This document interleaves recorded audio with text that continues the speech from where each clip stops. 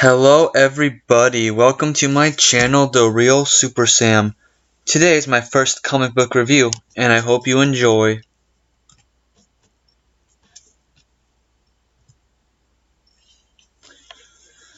I was going to wait for later, instead of my just second review on my channel, to do a comic book review. But with Disney buying Fox, and the Fantastic Four and the X-Men, my guests being in Avengers 5, I decided to do my comic book reviews now, instead of just doing superhero cartoons for a while.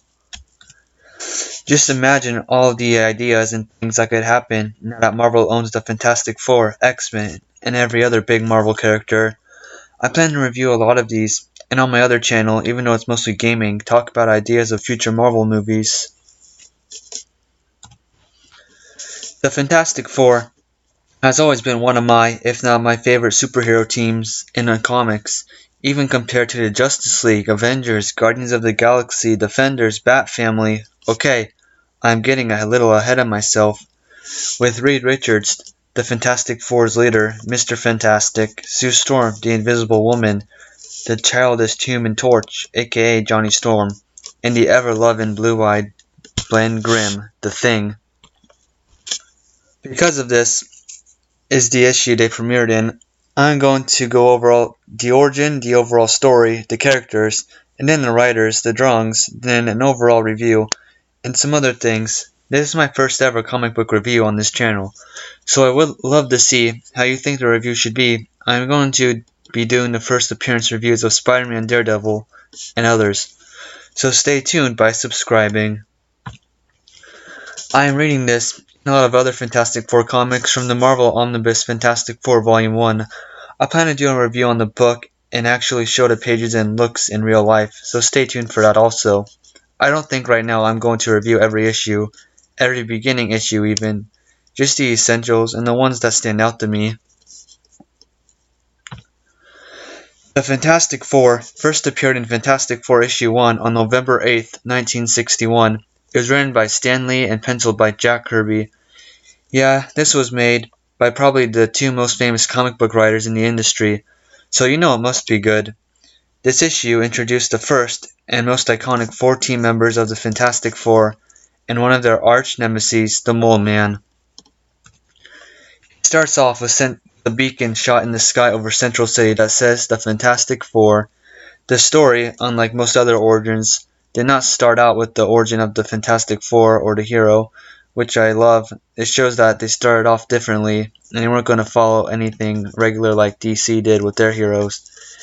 It in fact shows all the members of the Fantastic Four and them using their abilities right off the start. Already, on like the 4th page, you see the Thing being treated like a monster and the cops going after him. In the early comics, this was a big thing that plagued the Thing for a while, looking like a monster compared to acting like one. He shows off his incredible strength, being able to rip off a manhole cover to escape into the sewer. Finally, when everyone's together, Stan Lee takes us to the past and explains how they got their powers. Yeah, it's the story you all know and love, nothing much different. They go up to the moon to get there before the Soviets. Then they crash land on Earth and find out what powers they have now because of the cosmic rays. The Thing turns into a super strength monster. Mr. Fantastic can stretch his rubbery body into any form. And the Invisible Woman can turn invisible. Yeah. And the Human Torch can burst into flame and fly. Eventually, they all decide to stay together with their incredible powers, the first superpowered family, to use their powers to protect the Earth and stop all evildoers. Back in present day, a giant green monster called Giganto, as he is called, is seen destroying a French defense base. This is where we first see the words, the Mole Man. So eventually the Fantastic Four track the attacks and seismic activity to Monster Isle, where the Thing says that that place is just a fairy tale. There they see another monster, the three-headed orange flying one, and take it down. The Mole Man eventually captures Mr. Fantastic and the Human Torch. Now, can the Fantastic Four stop the Mole Man and his subterranean monster army before all of Earth's defenses are gone and the world is destroyed? Now, what do I think about this story as a whole, and do I recommend it? Believe it or not, there are quite a few comics I can think of right now that I dislike and even hate.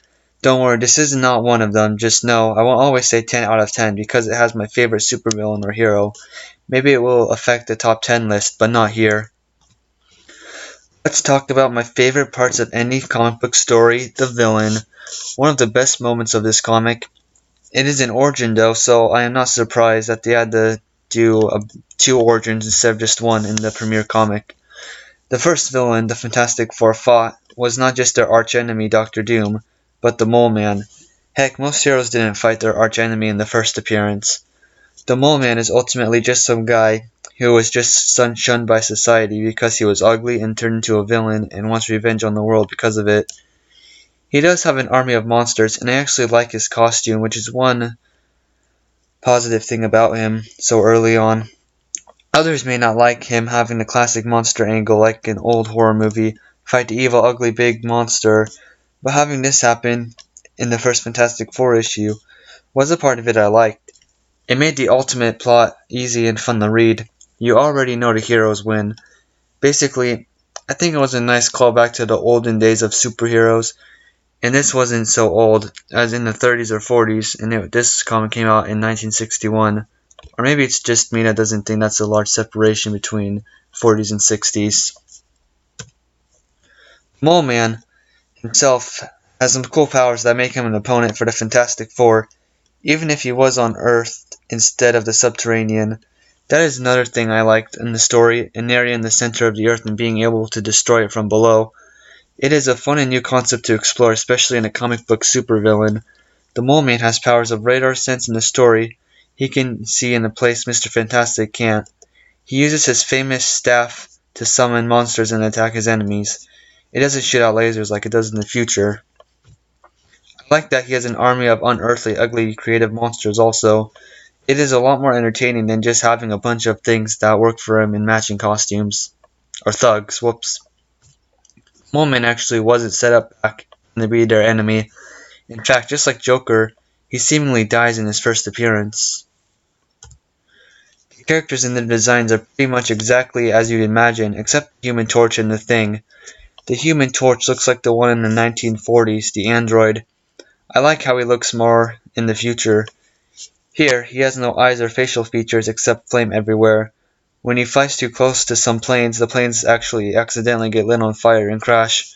That doesn't happen in any other issue on accident, but the Thing also looks a bit off.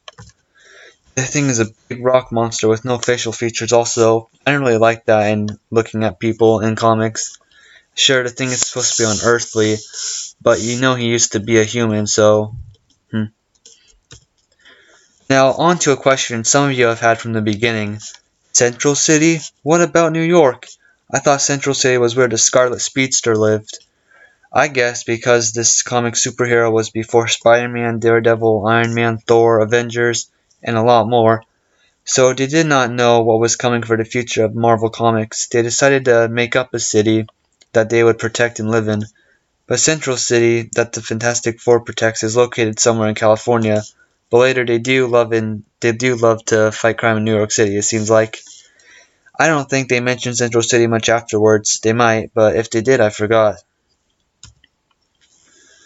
So, Stan Lee and Jack Kirby really knew how to humanize superheroes and powers being brought into the real world, which is one of the big aspects of what makes the Fantastic Four and the entire Marvel Universe so popular. Stan Lee had a great sense of humor, and it shines here, especially in the beginning when everyone is freaking out due to the Fantastic Four using their powers, and Jack Kirby, I feel, came up with the idea to not straight off tell their origin story. I'm not so sure, just a feeling. The drawings are great also, never too much in one panel, and you can always clearly see the speech bubbles and what's happening. Sometimes in Batman comics, I get a bit confused on where the next panel is or just what's happening, and I'm glad, even though they didn't know how well the Fantastic Four was going to do, that they worked hard on it and showed respect to the reader, never dumbing anything down. Also, for everyone still watching, this was the only Jack Kirby picture I saw on Google Images. What's up with that? Stan Lee was told by his wife when coming up with a new comic idea to just do what he wanted to do and not worry about how anyone else will react to it. Thus, the Fantastic Four was born and the real start of the Marvel Universe. Now, this was the first issue of the Fantastic Four. and started the resurrection, so to say, of Marvel Comics. It is already a milestone and a must-read for Marvel fans. It features the first appearance of the Fantastic Four and the Mole Man. The comic overall was a good read and a fun time. I enjoyed it, even though comics these days are way better than before. The quote-unquote action was there, mostly them using their powers for a comic review from me now. I would give this a 7 out of 10. You may think it's a bad score, but some comics I've read, heck actually have, I would give a 0.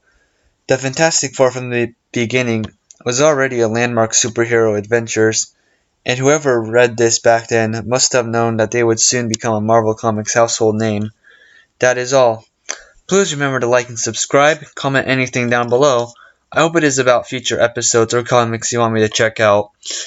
There's an episode I uploaded on Christmas, or I will upload on Christmas, depends on when you are seeing this. It is another superhero TV show review.